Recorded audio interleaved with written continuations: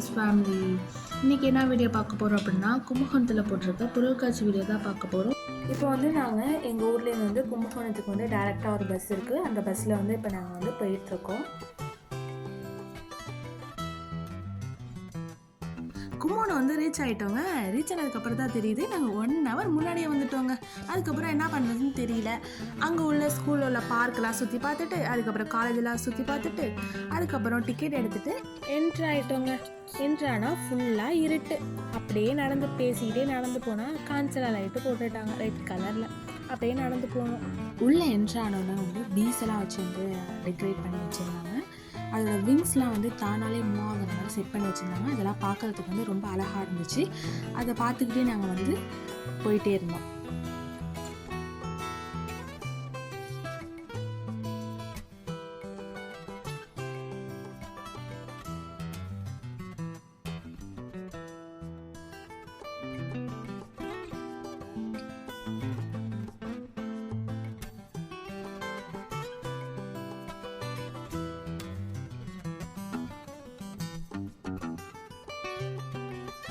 அந்த இதெல்லாம் பார்த்து முடித்தோடனே உள்ளே கடை போட்டிருப்பாங்க. அங்கெல்லாம் ஃபுல்லாக என்ட்ரு ஆகிட்டோம்.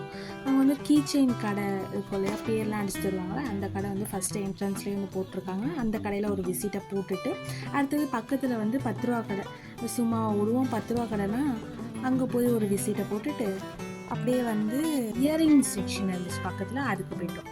அங்கே போயிட்டு அங்கே ஒரு விசிட்டை போட்டுட்டு அங்கே ரிங்கெலாம் இருந்துச்சு. அந்த ரிங்லாம் பார்த்துட்டு அந்த ரிங்லாம் வந்து பர்ச்சேஸ் பண்ணிவிட்டு அதுக்கப்புறமேட்டு அந்த கடையிலேருந்து வந்து அடுத்த கடைக்கு மூவ் ஆனேன்.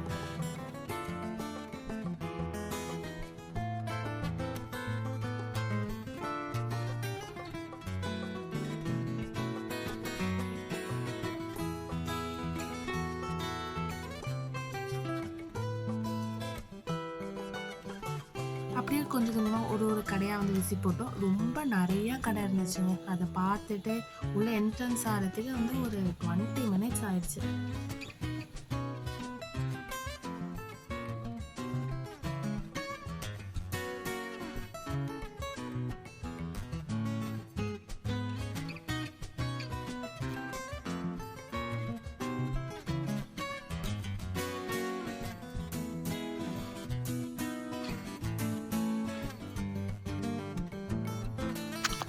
போதும் அப்படிங்கிற அளவுக்கு நிறையா கடை இருந்துச்சுங்க. அதை பார்த்துக்கிட்டே எப்படா வரும்னு பார்த்துட்டே இருந்தோம்.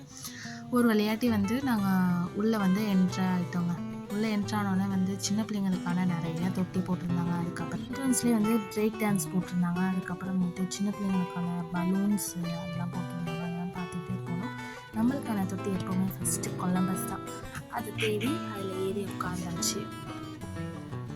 இது முடிச்சதுக்கு அடுத்தது என்னடா அப்படின்னு யோசிக்கும் போது நம்ம பானிபூரி தான்.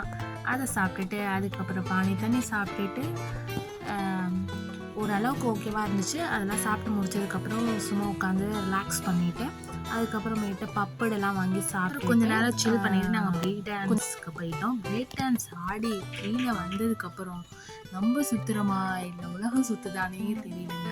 அப்படி சுற்றுச்சு தலை. அதுக்கப்புறமேட்டு எங்கள் அக்கா பொண்ணு வந்து ராட்டினத்தில் சுற்றணும்னு சொன்னாங்க. அதனால் வந்து ராட்டினத்தில் ஏற்றி விட்டுட்டு அதுக்கப்புறம் கொஞ்சம் நேரம் பார்த்துட்டு அதுக்கப்புறம் நாங்கள் வந்து கிளம்பிட்டோம்.